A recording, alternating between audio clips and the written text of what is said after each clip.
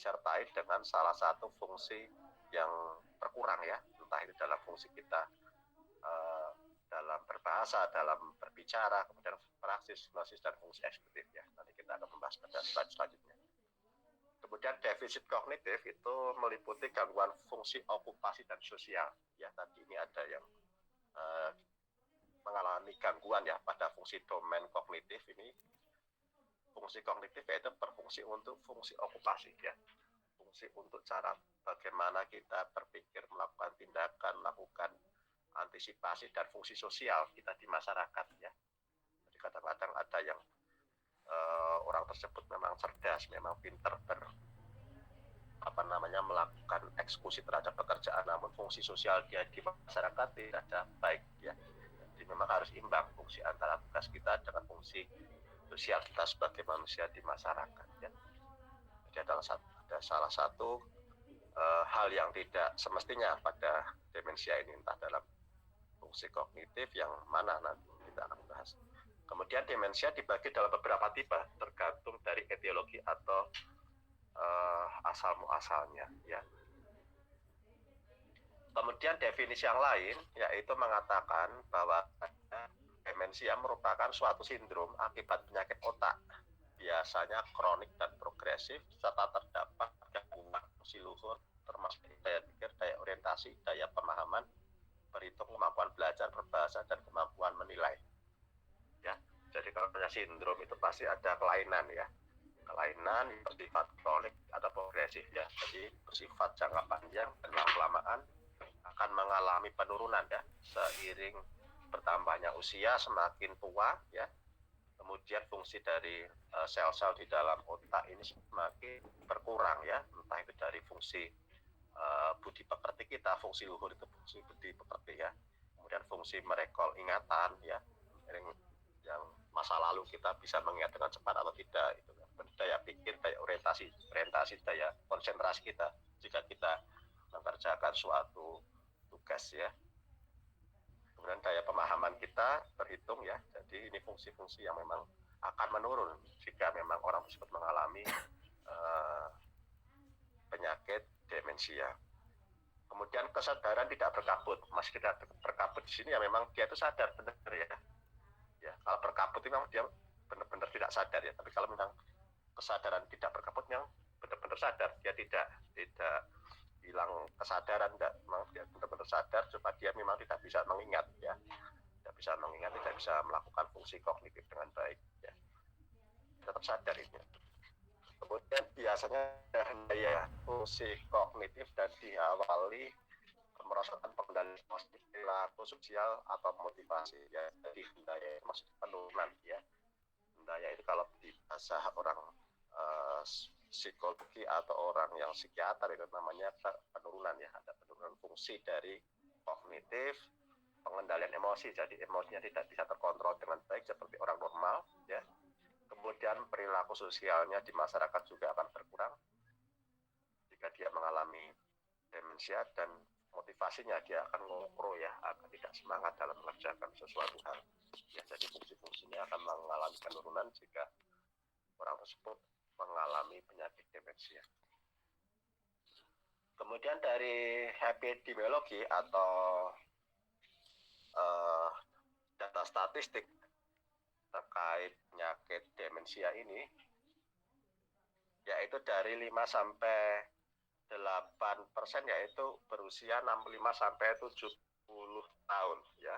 Kemudian 15 sampai 20 usia 75, kemudian paling besar yaitu jika orang sudah mulai menginjak usia 85 tahun ya.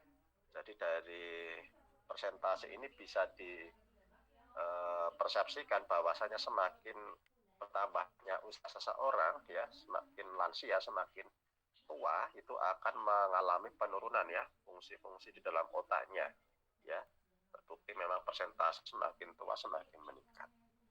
Kemudian kejadian dari demensia yang pernah dilakukan penelitian yaitu terbesar pada kejadian demensia tipe Alzheimer ya, bila dibandingkan dengan tipe demensia vaskuler dan tipe yang khusus yaitu demensia dengan Lewy bodies ya. Jadi memang paling besar demensia pada Alzheimer. Kalau Ya karena memang benar-benar ada penurunan fungsi otak ya, karena ada plak atau ada timbunan eh, sesuatu pada otaknya. Kemudian kalau demensia vaskuler itu biasanya karena ada kelainan cerebrovaskular ya, entah itu ada stroke, ada penyumbatan ya, karena memang ada faktor saluran peredaran darah di otak yang mengalami gangguan.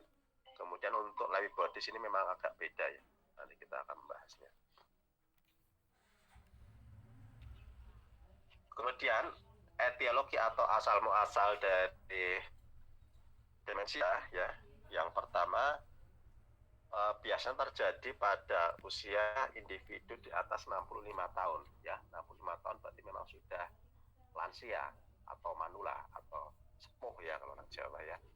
Kemudian dibagi menjadi tipe tadi, demensia tipe Alzheimer, yang kedua demensia tipe vaskuler, yang ketiga demensia tipe gabungan antara Alzheimer dengan vaskuler, yang keempat yaitu tipe yang khusus yaitu Alzheimer Lewy body dementia atau big disease atau frontotemporal demensia. Jadi ini memang ada beberapa variasi dalam penyakit demensia ini yang minor ya, yang persentasenya 10% ini, tapi memang ada beberapa jenis ya di dalam penyakit demensia ya.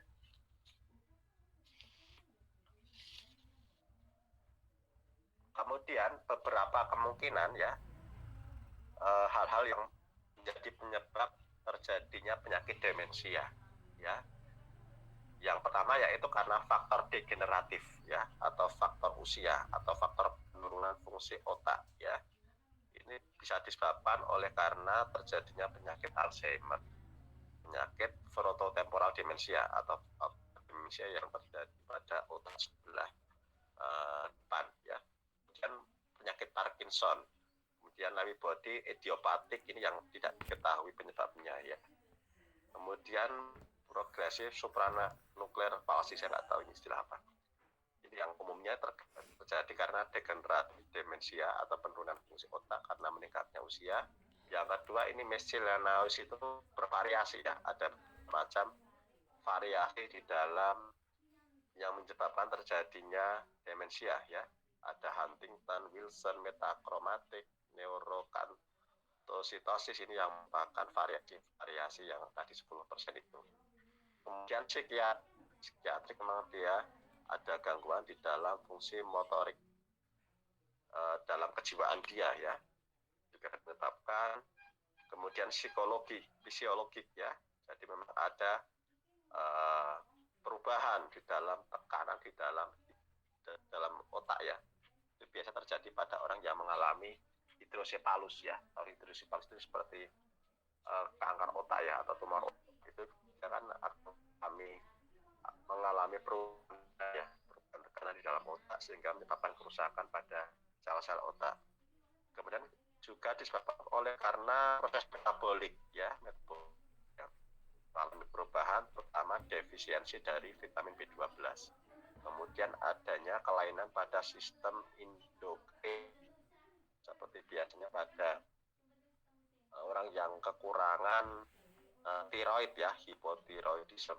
Kemudian juga pada orang yang mengalami chronic metabolic disturban ya, atau uremia, ini biasanya yang karena kerusakan atau kelainan pada fungsi ginjal. Ini juga bisa menyebabkan terjadinya demensia ya, karena fungsi metabolik. Kemudian tumor ya, tumor juga bisa menyebabkan terjadinya demensia ya.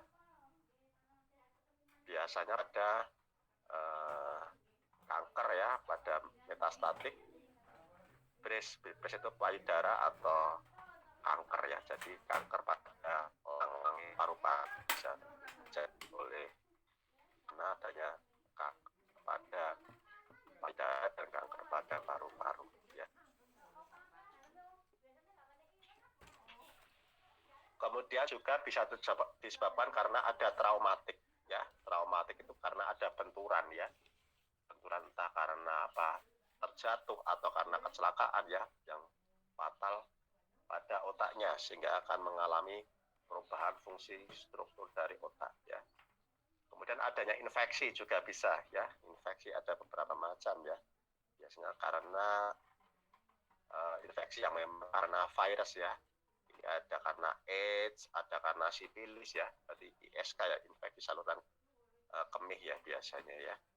Kemudian karena terjadinya kelainan pada jantung dan pembuluh darah ya.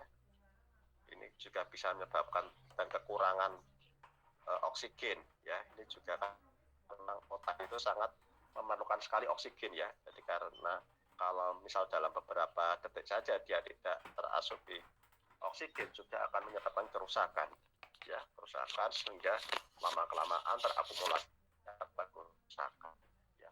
Ada fungsi jantung yang melakukan pompa ya, pompa darah otak ya. Kemudian demyelinating disease ya, jadi ada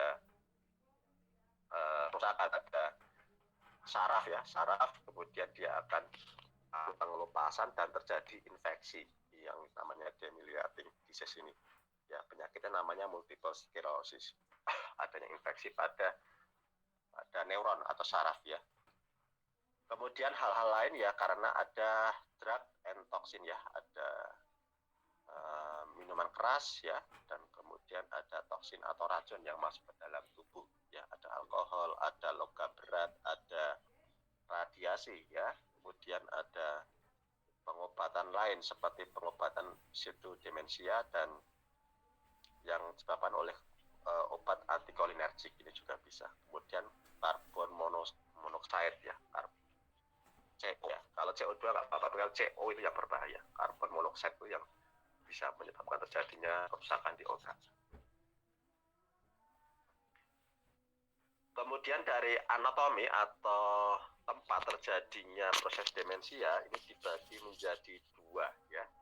Jadi ada demensia yang berada di kortikal, bagian otak yang berada di otak besar ya, yang di otak yang paling besar. Kemudian ada demensia subkortikal. Subkortikal itu di antara dua otak, kanan dan kiri, di tengah-tengah ya.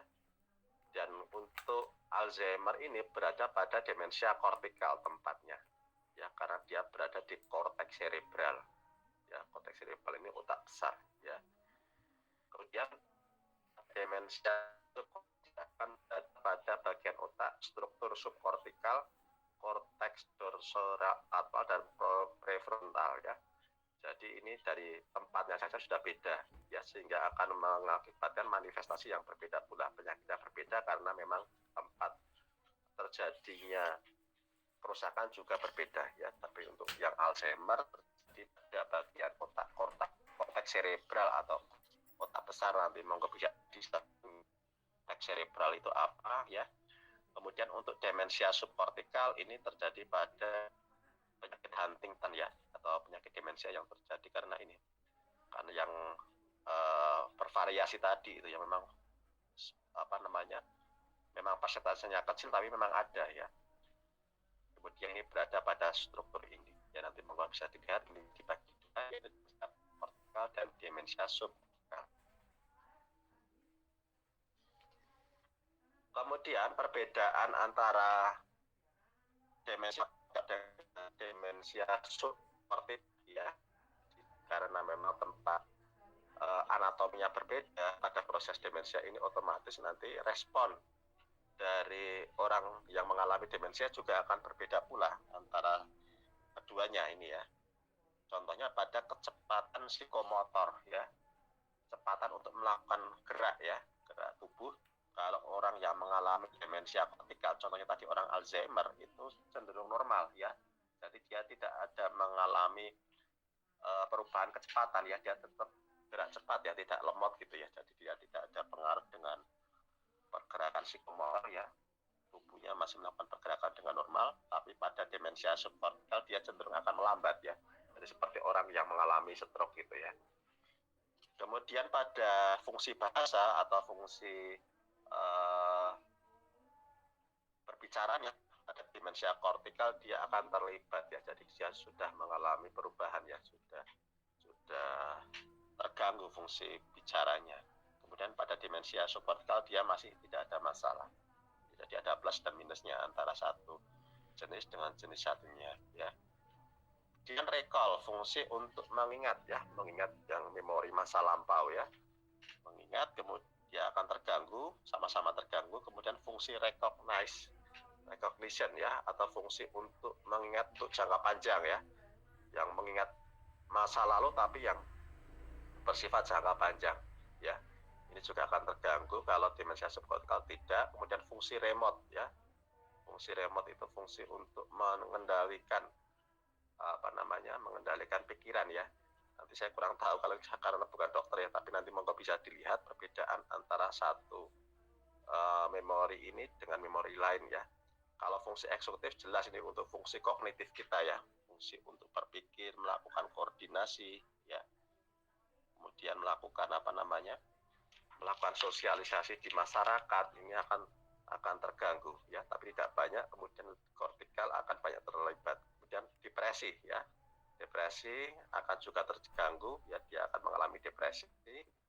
Kemudian apatis ya, apatis itu saya nggak tahu apa, mungkin cuek ya. Kalau apatis itu biasanya kan dia akan cuek ya, tidak mau tidak mau bersosialisasi ya, dia akan terganggu sedikit ya. Kemudian sistem motoriknya dia akan sampai terlambat, kemudian dari awal terlibat ya.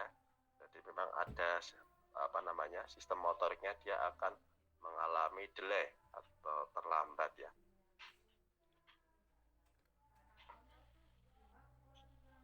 Kemudian demensia bisa dikatakan bahwasanya adanya penurunan kemampuan daya ingat dan daya pikir yang sampai mengganggu kegiatan harian seseorang seperti mandi, berpakaian, makan, kebersihan diri, buang air besar dan kecil ya. Jadi orang yang mengalami demensia ini aktivitas sehari-harinya dia saja sudah mengalami gangguan ya, sudah memang mengganggu aktivitas sehari-hari karena dia memang lupa ya. Sudah mandi belum ya tadi pagi, dia sampai lupa. Kadang-kadang dia sampai lupa makan juga ya, karena memang memorinya dia itu sudah bermasalah ya.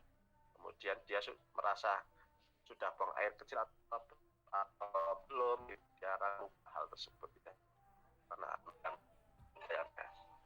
kemudian tidak ada gangguan kesadaran ya, dia tetap tidak berkabut ya, kesadaran tidak berkabut itu maksudnya tidak ada gangguan kesadaran ya, dia tetap normal ya, dia tetap bisa sadar, bukan dia koma itu enggak, dia tetap sadar. Kemudian gejala dan disabilitas sudah nyata untuk paling sedikit 6 bulan ya.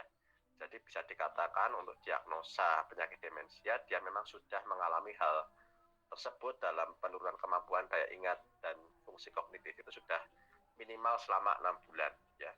Jadi kalau masih 1 atau 2-3 bulan ya itu belum bisa dikatakan bahwasanya orang tersebut masih sudah demensia. Tapi kalau sudah minimal 6 bulan berturut-turut dia sudah mengalami penurunan fungsi berpikir dan disabilitas dalam melakukan sesuatu hal keseharian dia ya, bahwasanya dia sudah memang betul-betul karena demensia ya. Jadi ada batasan minimal 6 bulan.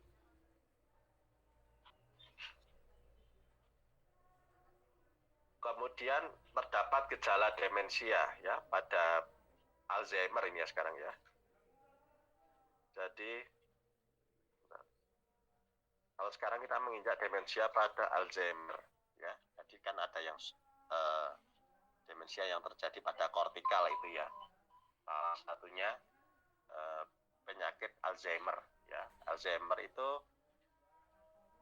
ciri-cirinya yaitu terdapatnya gejala demensia ya, sama tadi ada fungsi berkurangnya kemampuan untuk melakukan recall memori dan fungsi kognitif ya sama. Kemudian onset bertahap ya, jadi waktu yang dibutuhkan untuk sampai terjadinya penyakit Alzheimer ini memang bertahap, pelan dan bersifat progresif ya, jangka panjang dan dengan deteriorisasi lambat. Jadi dengan fungsi penurunan fungsi otak yang lambat ya. Jadi lama tapi lambat, tapi memang dia berproses untuk melakukan kerusakan ya. Jadi memang sifatnya lambat, bukan cepat. Kemudian onset biasanya sulit ditentukan waktunya, yang persis tiba-tiba orang lain sudah menyadari adanya tanda tersebut. Jalanannya dapat terjadi suatu taraf yang stabil. Ini susah ada lama atau sedikit atau cepat itu tidak bisa ditentukan. Dan kemudian orang lain yang mungkin di sekitar orang tersebut baru menyadari, oh ternyata dia itu memang sekarang sudah berubah ya dalam fungsi berpikir ya. Dia kalau sudah pikun itu orang lain yang menyadari, tapi mungkin orang tersebut tidak menyadari, tapi orang yang di sekitarnya akan melihat perubahan yang drastis pada orang tersebut ya. Dan pada penyakit Alzheimer tidak ada serangan apoleptik ya. Apoleptik itu seperti orang ayam, epilepsi ya. Dia tidak mengalami semacam kejang-kejang seperti layaknya orang malah epilepsi ya. Dia tetap normal ya. Dan tidak mengalami gejala neurologik kerusakan otak vokal seperti hemiparesis ya. Hemiparesis itu kematian bagian otak salah satu ya, entah kanan atau kiri ya, ada kelainan pada salah satu bagian otak, hilangnya daya sensorik, defek lapangan pandang mata dan koordinasi yang terjadi pada masa dini ya. Jadi dia tidak ada salah satu dari gejala-gejala ini ya. Jadi dia tetap tidak ada gejala ayan dan tidak ada kerusakan otak yang parah ya. Jadi dia tetap bisa memang karena faktor usia ya, dan bukan karena faktor lain ya, faktor lain karena penyebab kerusakan otak dan lain-lain. Kemudian penyakit Alzheimer dibagi menjadi beberapa jenis ya. Yang pertama yaitu dari onset atau proses terjadinya penyakit, yaitu onset dini ya pada penyakit Alzheimer. Onset dini bisa dikatakan yaitu demensia yang onsetnya sebelum usia 65 tahun ya. Jadi jika seseorang mengalami gejala kepikunan di usia sebelum 65 tahun, bisa dikatakan dia mengalami Alzheimer onset dini, onset cepat ya. Kemudian perkembangannya gejala cepat dan progresif ya. Kalau onset untuk yang sebelum usia 65 tahun, dia akan mengalami progresivitas perburukan yang cepat ya. Kemudian adanya riwayat keluarga yang berpenyakit Alzheimer ya, jadi ada memang faktor keturunan dari keluarga, entah dari orang tuanya atau dari kakek neneknya ya. Intinya memang ada kelainan ya, kelainan pada sel kromosom pada saat orang tersebut lahir ya. Jadi nanti dia akan kelihatan setelah dia berusia kurang dari 65 tahun. Kemudian onset lambat ya. Onset lambat yaitu sama tersebut tadi, hanya onset sesudah usia 65 tahun ya. Berarti onset lambat itu gejalanya hampir sama tadi dengan onset yang dini, namun hal ini terjadi pada usia setelah 65 tahun ya. Tadi sebelum onset dini sebelum 65 tahun, kalau onset lambat sesudah usia 65 tahun. Dan perjalanan penyakit yang lamban dan biasanya dengan gangguan daya ingat sebagai gambaran utamanya ya. Jadi kalau tadi onset dini itu progresivitasnya cepat ya, penurunan fungsi otaknya cepat, tapi kalau onset lambat dia memang progresivitas dari penurunan fungsi otaknya lambat ya, lambat. Kemudian gangguan daya ingat sebagai hal yang paling kelihatan pada orang tersebut. Itu untuk onset lambat ya. Jadi diingat-ingat tadi ada onset yang dini, ada onset lambat ya. Kemudian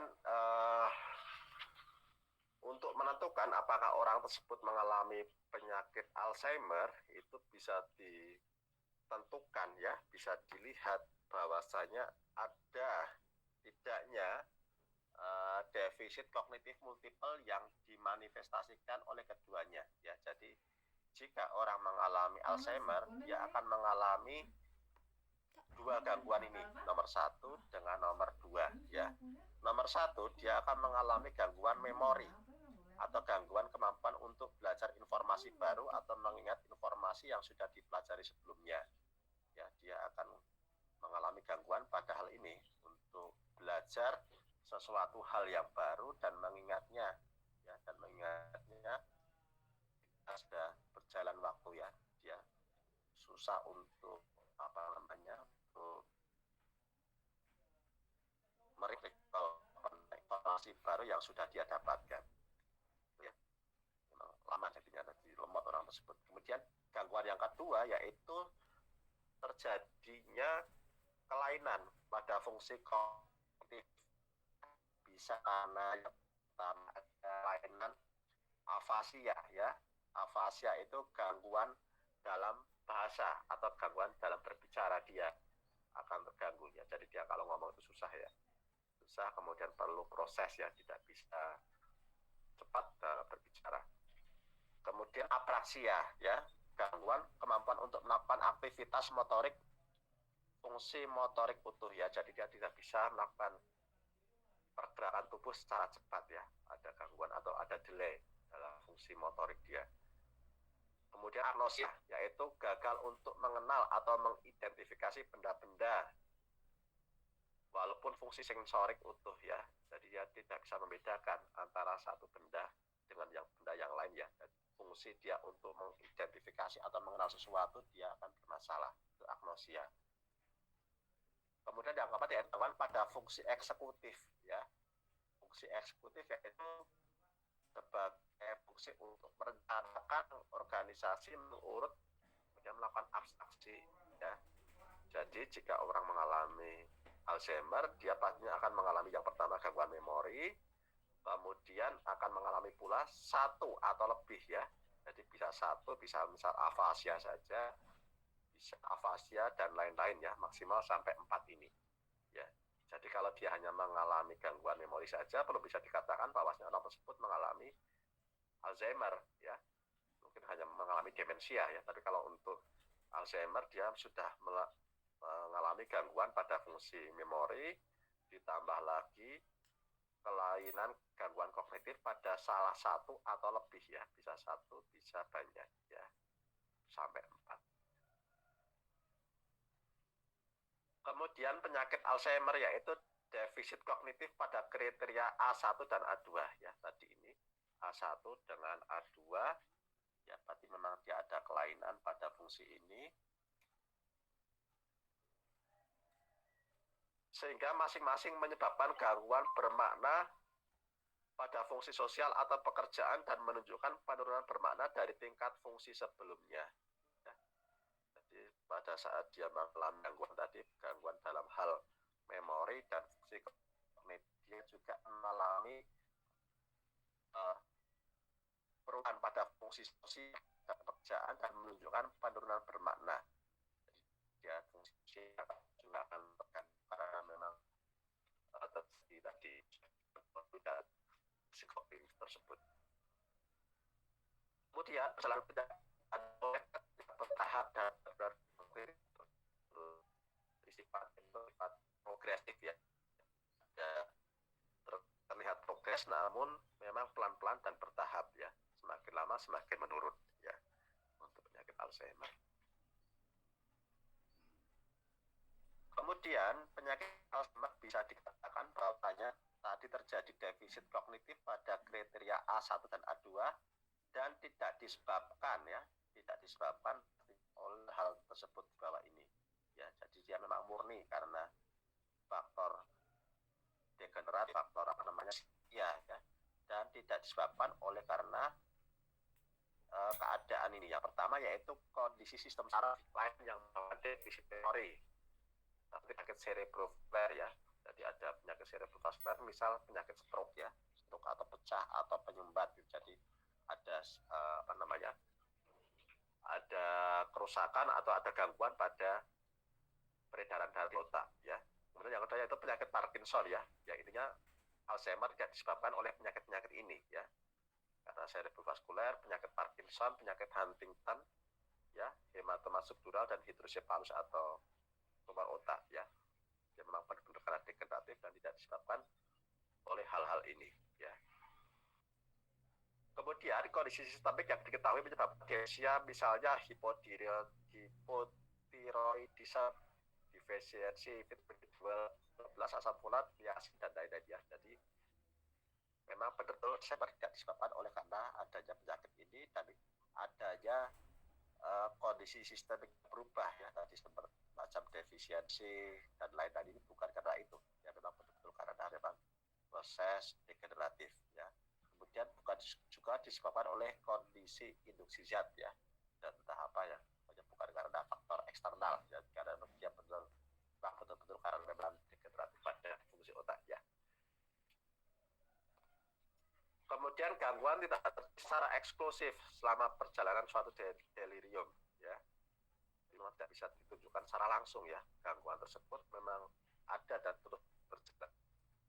Kemudian gangguan tidak lebih dijelaskan oleh gangguan aksi satu orang apa namanya, orang psikiater yang tahu bahasa aksi satu gitu ya. Kemudian ditunjukkan jika gangguan kognitif tidak disertai oleh gangguan perilaku secara klinis yang bermakna ya, tapi jadi tidak ada gangguan perilaku.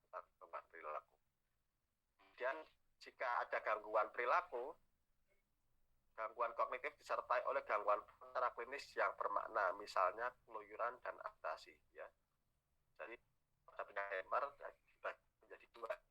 Jadi dengan tanpa gangguan perilaku, jadi layaknya seperti orang normal ya, tidak disertai ke gangguan klinis yang terlihat ya bermakna. Namun ada juga yang Alzheimer-nya itu disertai dengan gangguan perilaku ya, macam keluyuran, dan dia merasa agitasi ya, ada semacam memberontak ya, semacam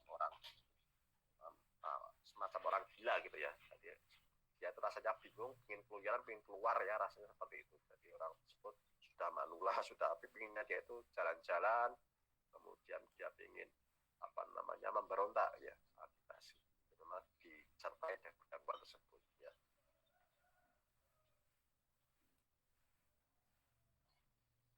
Kemudian tadi onset dini terjadi pada usia 65 tahun atau kurang, dan onset lambat di atas 60 ya, sama tadi dengan demensia. Onset atau waktu terjadinya antara demensia dan Alzheimer definisinya sama, yaitu jika onset dini itu terjadi kurang dari 65 tahun, dan onset lambat itu terjadi setelah usia 65 tahun. Kemudian asal-muasal penyakit Alzheimer ini ditemukan oleh orang Latin ya, yang bernama Alois Alzheimer ya. Ini sejarahnya ya dulu ya, ditemukan oleh Alois Alzheimer pada tahun 1906 ya. Secara epidemiologi, Alzheimer ditemukan pada orang yang menginjak usia 65 tahun hingga lebih ya. Kemudian akan meningkat sesuai pertambahan usia. Jadi yang perhatikan yang tadi onset lambat ya, kalau di usia di atas 65 tahun ya, yang paling besar memang di atas 65 tahun. Kemudian penyebab dari Alzheimer yaitu banyak faktor atau multifaktorial ya. Yang pertama yaitu karena faktor genetik ya, karena faktor keturunan dari orang tua ya. Itu terjadi kerusakan pada autosom dominan dari kromosom nomor 11421 ya, memang ya faktor X ya, faktor dari keturunan dari orang tua, memang ada kelainan pada fungsi kromosom nomor ini. Kemudian ada kerusakan pada amiloid, beta protein, dan synapse loss ya, yang menjadi struktur penyusun dari otak ya, memang ada kelainan pada ini fungsi amiloid ini. Kemudian karena usia ya, semakin meningkat usia semakin pula bertambah progresivitas dari Alzheimer. Kemudian karena hormon estrogen ya, jadi semakin usia wanita semakin tua, otomatis produksi hormon estrogen akan semakin menurun ya. Jadi dengan menurunnya fungsi estrogen akan meningkatkan pula kejadian proses Alzheimer tadi. Kemudian trauma kepala ya, trauma kepala atau benturan kepala ya, entah karena kecelakaan atau karena jatuh, itu bisa juga menyebabkan terjadinya Alzheimer.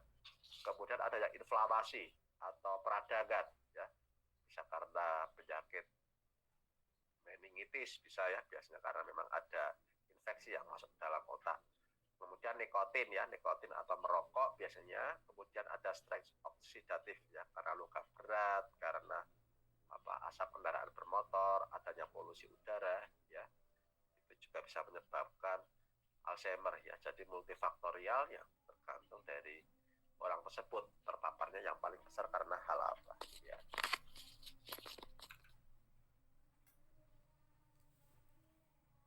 Kemudian dari patofisiologi Alzheimer ya, Alzheimer bisa terjadi karena adanya penurunan konsentrasi asetilkolin dan norepinefrin di otak ya.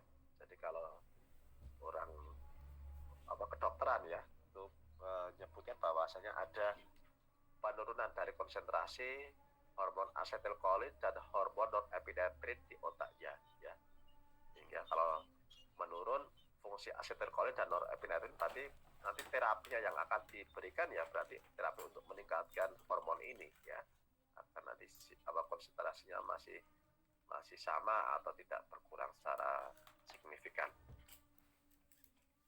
Kemudian untuk secara makroskopis dan mikroskopis ini nanti bisa dilihat ya dari gambaran pada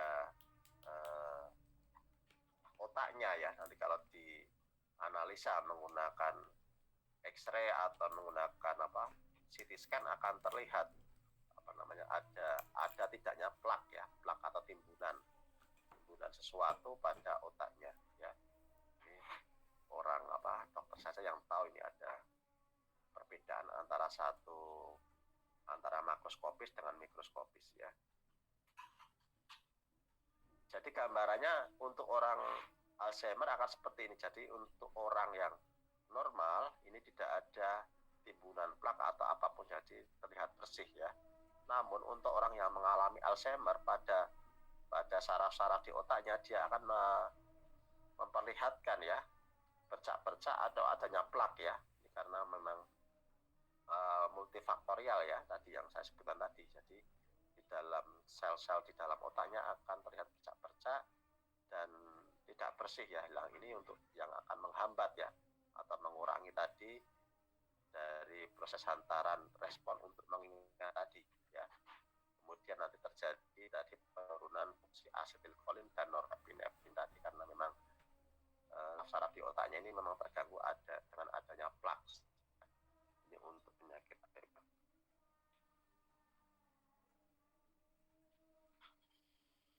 Kemudian kita pindah mengenai demensia vaskuler ya. Tadi kan penyakit demensia Alzheimer, sekarang demensia vaskuler ya. Yaitu demensia vaskuler dapat gejala demensia ya, berarti sama dapat fungsi untuk atau memori. Kemudian kognitif penurunan fungsi kognitif biasanya tidak pernah. Mungkin terdapat bilangnya daya ingat, gangguan daya pikir, daya tilik, daya nilai atau judgement secara relatif tetap baik ya. Tidak serta-merta semua ini akan hilang ya pada orang yang mengalami demensia vaskuler ya. Ada salah satu menghidupi bukan semuanya ya. Hal daya ingat, daya pikir, daya tilik, untuk nilai timbangan judgement ya, tidak mengalami perubahan tapi tidak apa ya. Kemudian onsetnya mendadak atau deteriorasinya yang bertahap ya, jadi prosesnya cepat dan perburukannya bertahap. Disertai adanya neurologis vokal meningkatnya kemungkinan demensia vaskuler ya. Jadi prosesnya memang lambat dan akan disertai dengan gangguan seperti gaya mengingat yang akan terlihat secara jelas ya. Kemudian beberapa kasus penetapan hanya dilakukan dengan pemeriksaan CT scan atau pemeriksaan neuropatologi ya. Jadi hal ini bisa ditegakkan dengan pemeriksaan menggunakan CT ya.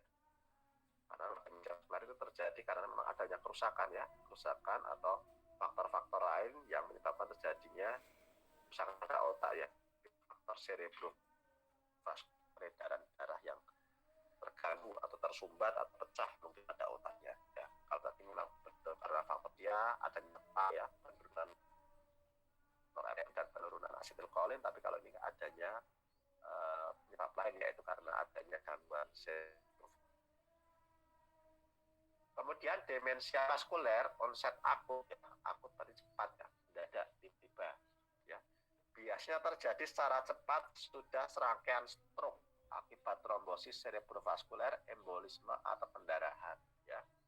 Jadi demensia ini atau lupa ingatan ini akan terjadi secara cepat, secara akut ya, setelah orang tersebut mengalami kejadian stroke ya.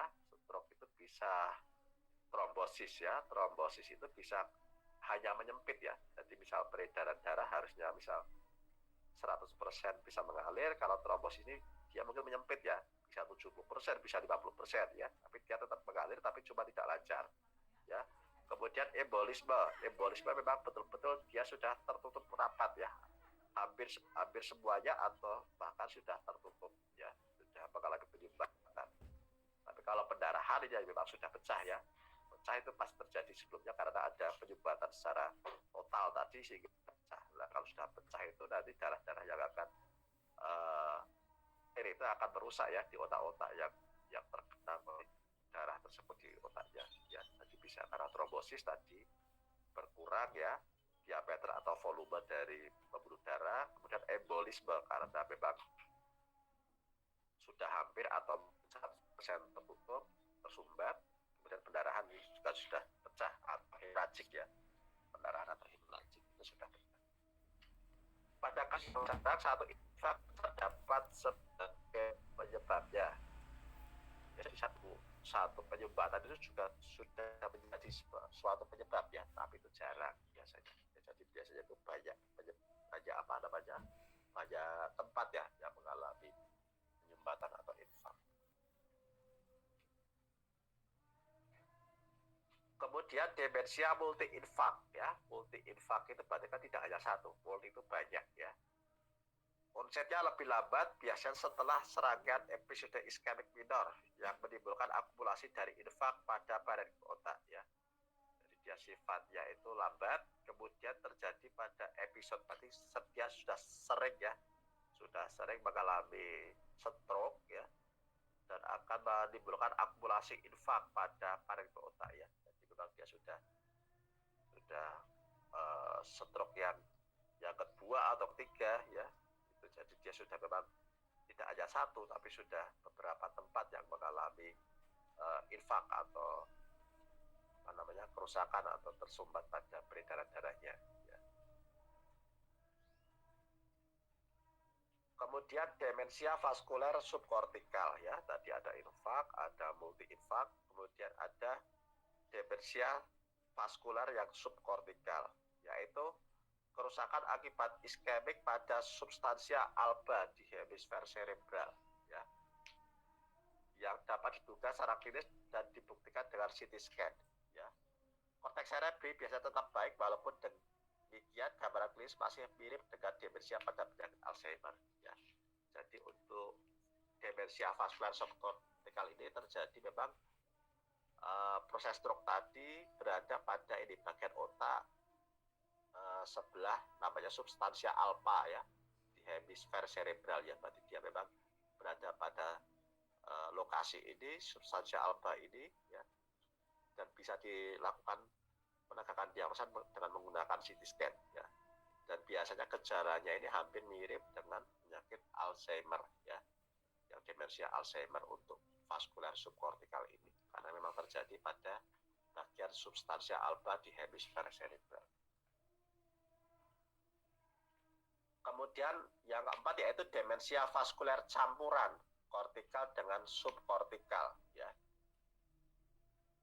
Yaitu campuran komponen yang terjadi kortikal dan subkortikal dapat diduga dari gambaran klinis ya, hasil pemeriksaan termasuk autopsi dan keduanya ya. Jadi dia mengalami penyumbatan pada bagian kortikal dan subkortikal ya. Dia memang sudah orang tersebut sudah memang mengalami demensia, penyumbatan atau stroke yang terjadi pada bagian kortikal dan subkortikal ya.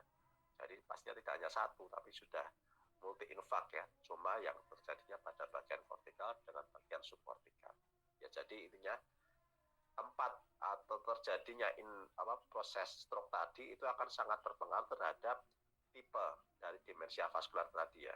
Jadi contohnya yang ini, yang subkortikal ini terjadi pada bagian substansia alba ya. Dan untuk vaskuler yang campuran kortikal ini ya terjadi pada bagian kortikal dan subkortikal ya. Jadi tergantung pada lokasi mana terjadinya penyumbatan atau stroke tersebut di otak. Kemudian untuk menegakkan diagnosa dari penyakit demensia vaskuler ya, yaitu dapat dilihat dari perkembangan defisit kognitif multiple yang dimanifestasikan oleh keduanya ya. Jadi sama tadi dengan tipe demensia Alzheimer ya. Jadi sudah adanya yang pertama gangguan memori ya, gangguan memori untuk mengingat sesuatu informasi baru dan merecall kembali. Itu sudah mengalami kesulitan atau kesusahan ya. Yang kedua yaitu sudah juga mengalami satu atau lebih terjadinya kelainan fungsi kognitif, afasia, abraksia, agnosia ya, sama tadi dengan ciri-ciri dari demensia Alzheimer ya. Kemudian defisit kognitif pada kriteria A1 dan A2 masing-masing menyebabkan gangguan bermakna. Ya, intinya sama, gejala antara tadi demensia vaskuler dengan tadi demensia Alzheimer sama. Jadi sudah ada gangguan pada A1 dengan A2. Ya, sama berarti diagnosanya. Kemudian pemeriksaan lain yang digunakan untuk mendiagnosa yaitu dilihat dari pemeriksaan klinis ya. Klinis kemudian status mentalnya gimana? Ya masih normal atau enggak mentalnya ya. Kemudian informasi dari keluarga atau orang terdekat. Ini bisa digunakan untuk melakukan diagnosa terhadap demensia baik Alzheimer maupun demensia vaskuler ya. Hal-hal yang bisa ditanyakan pada pemeriksaan klinis orang yang mengalami demensia yaitu yang pertama kemampuan untuk melakukan memori ya. Apakah dia lupa kejadian yang baru saja terjadi, percakapan ya. Jadi ini hal yang ringan ya. Ini kemampuan untuk melakukan recall memorinya bisa bisa ditanyakan hal ini ya. Kalau misal dia memang masih tidak bisa lagi mengingat berarti dia sudah mengalami fungsi kelainan memori ya. Kemudian fungsi orientasi. Contohnya yaitu lupa bagaimana ke kamarnya setelah dari kamar mandi. Ya, jadi dia lupa. Dari kamar mandi saya harus kemana nih, ke dapur atau ke ruang tamu atau ke kamar, dia lupa jalan lupa kembali ke kamarnya, dia lupa, orang tersebut yang manula tersebut ya. Kemudian fungsi bahasa ya, yaitu pasien tersebut akan berkata yang samar-samar ya, jadi tidak jelas intonasi maupun artikulasinya. Kemudian stereotipik ya, tidak tepat, sirkumstansial, lupa nama-nama benda ya. Di dalam hal fungsi bahasa akan mengalami penurunan atau kesulitan dalam hal-hal tersebut ya. Jadi fungsi memori tadi lupa kejadian yang baru saja terjadi. Fungsi orientasi yaitu lupa bagaimana ke kamarnya setelah dari kamar mandi ya. Jadi dia tidak bisa membedakan ya antara sesuatu hal ya dengan misal satu tempat dengan tempat lain, dia tidak bisa membedakan. Kemudian fungsi bahasa dalam hal berbicara dia akan mengalami kesulitan. Kemudian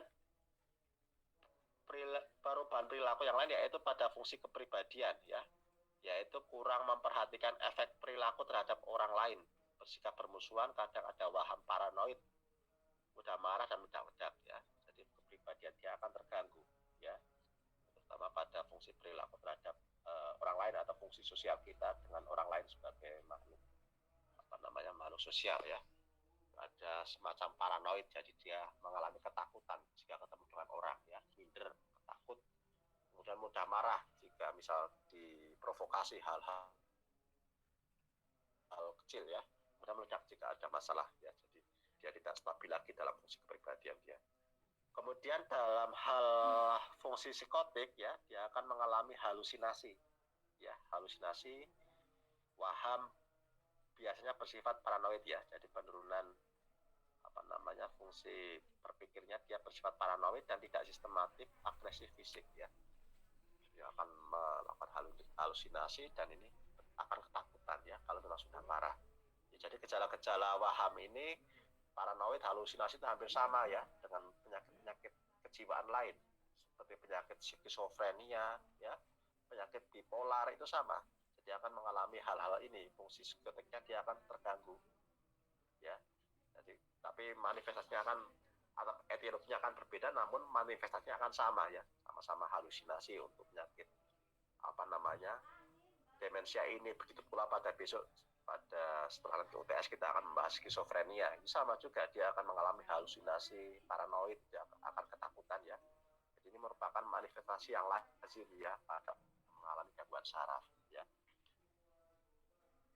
Kemudian anxiety dan depresi ya, dia akan mengalami depresi dan gangguan kecemasan yang sama dengan dari anxiety disorder ya, atau dari gangguan kecemasan itu sudah meningkat 40-50% ya. Dia memang sudah ada rasa tidak nyaman ya. Kalau orang tua biasanya kalau sudah sore itu rasanya ingin rumah itu ditutupi, dikunceni, di apa kordia ditutupi, gitu kan, rasanya takut gitu ya. Jadi itu merupakan suatu manifestasi dari ansietas ya, atau kecemasan ya, kalau orang seperti itu ya.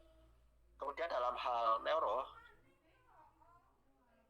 akan ditandai dengan refleks menggenggam, dia akan bergerak ya, menggenggam, menghisap. Kemudian keluhan tambahan berupa pusing, pingsan, kelemahan, gangguan tidur ya.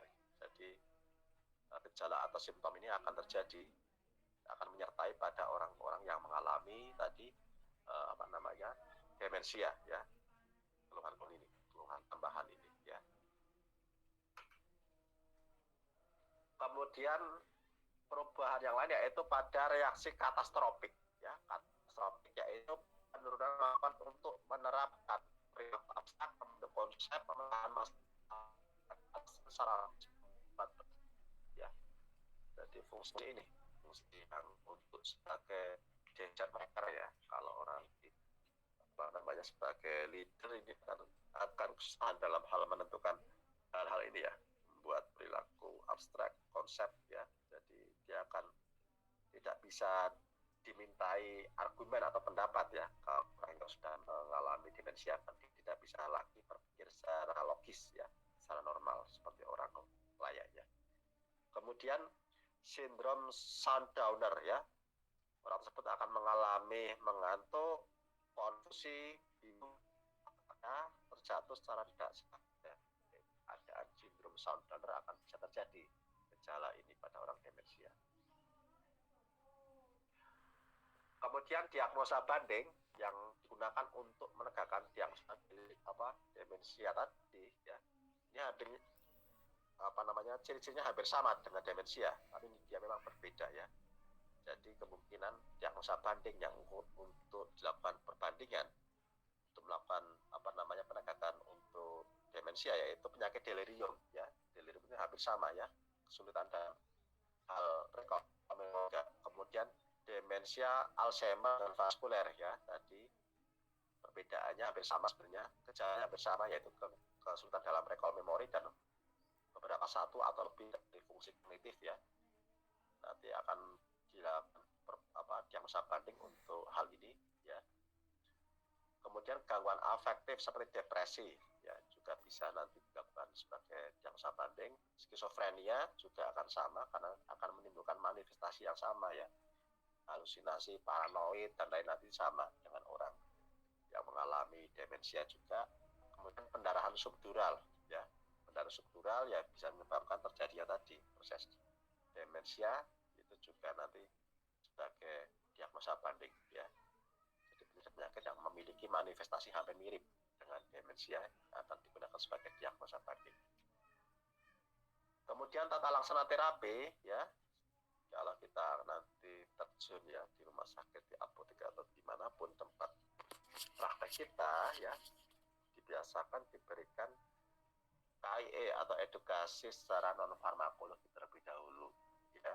Yang pertama yaitu modifikasi dari faktor risiko yang memperlambat penyebab demensia atau mengkoreksi penyebab demensia yang bersifat reversibel ya. Jadi memang harus dimodifikasi lifestyle orang tersebut ya. Kalau memang sudah tua ya jadi dicari apa yang menjadi penyebab utama ya, dianalisa, dimitigasi, kemudian nanti ditentukan apa yang menjadi penyebab utama. Sehingga kalau kita sudah tahu penyebab utama tersebut, demensia karena faktor apa, ya harus kita koreksi, harus kita antisipasi agar nanti tidak bersifat irreversible ya. Jadi bisa diantisipasi dari awal ya. Kemudian gejala-gejala kognitif ya. Gejala kognitif ya mungkin dengan cara kita harus selalu berpikir secara kritis agar kita tidak pikun pastinya. Ya entah mainan TTS atau mainan apa itu memang digunakan untuk selalu mengasah otak kita agar tidak berhenti dalam berpikir ya. Jadi harus selalu mengasah fungsi kognitif kita ya akan tetap bekerja dengan baik. Yang ketiga yaitu terapi terhadap gejala dan perilaku yang terjadi, contohnya perilaku agitasi ya. Jika memang orang tersebut sudah terjadi demensia dan sudah terjadi perubahan perilaku, entah itu paranoid, entah itu agitasi, suka keluyuran, ya harus diterapi ya, diajak ngomong ya, intinya dirubah perilakunya secara pelan-pelan, secara verbal ya, dari hati ke hati ya. Kemudian diajak curhat mungkin agar nanti orang tersebut tidak melakukan perilaku agitasi yang malah menjadi negatif ya buat orang lain ya, karena memang terlihat tidak baik seperti orang tidak waras ya, seperti itu. Jadi harus diubah secara pelan-pelan oleh orang-orang atau keluarga yang ada di sekitar pasien tersebut. Kemudian farmakoterapi secara obat ya, yang pertama yaitu digunakan golongan antipsikotik ya. Antipsikotik itu termasuk obat psikotropik, jadi memang proses pengadaan memang harus khusus ya.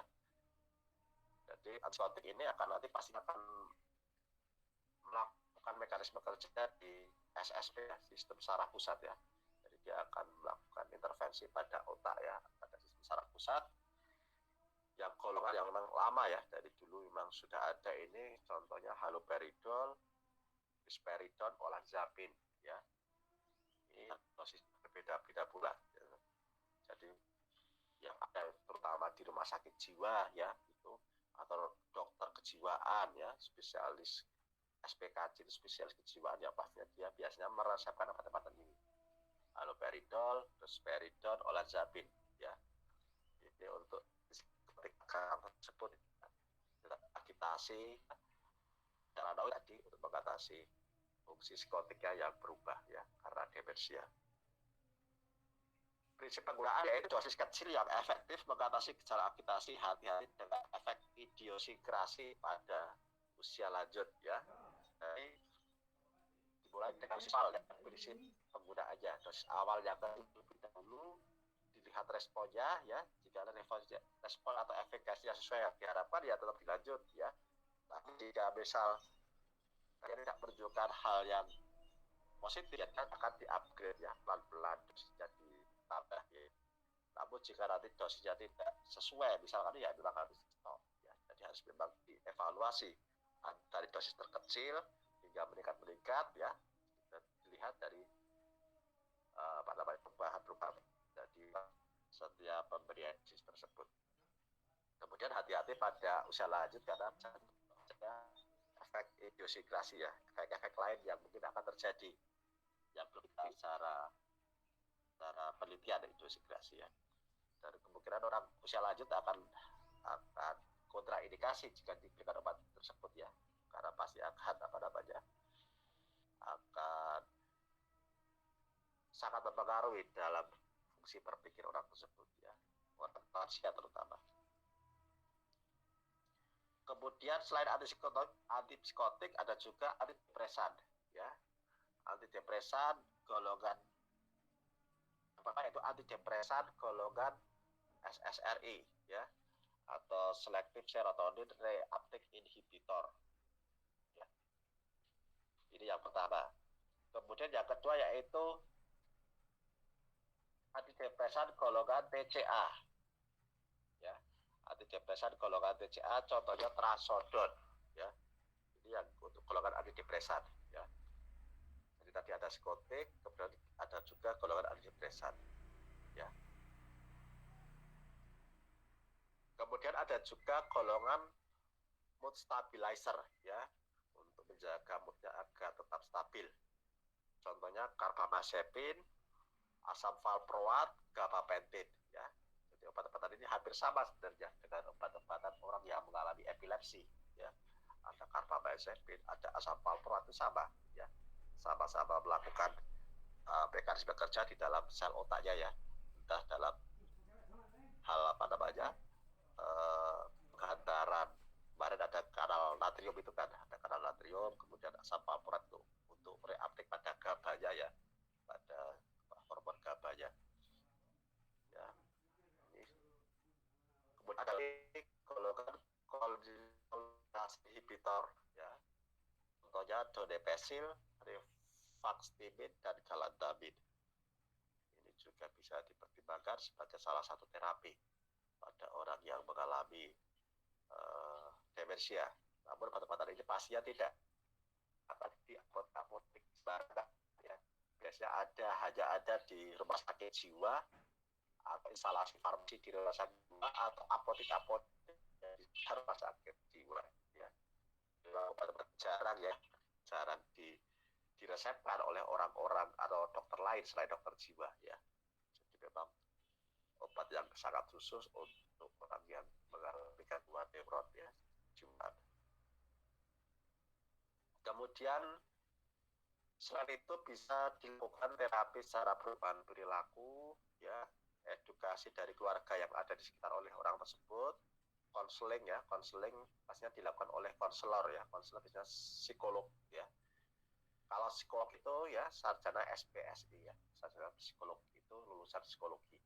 Itu dia hanya bukan untuk kalau kita mengalami depresi ya, kita lagi down gitu misalnya, kita konsultasi dengan psikologi ya, dia hanya memberikan nasihat ya, saran pada kita disuruh apa, dia tidak bisa meresepkan obat ya, dia hanya memberikan saran ya, saran secara psikologi ya, secara konseling.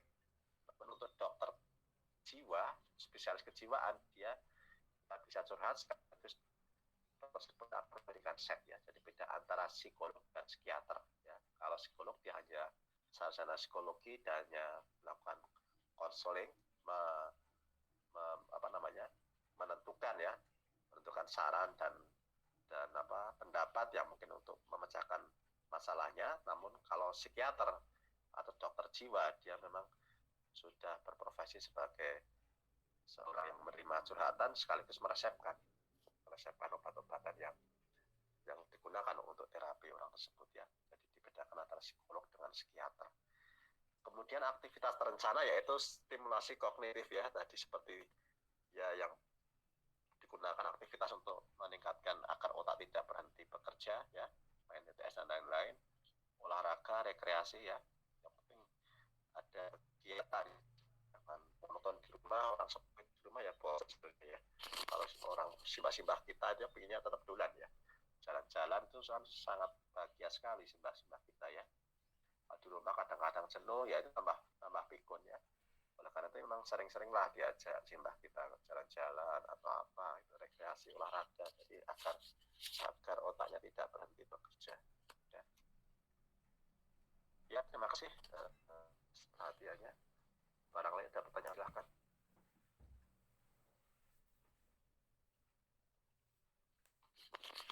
Silakan kalau ada pertanyaan.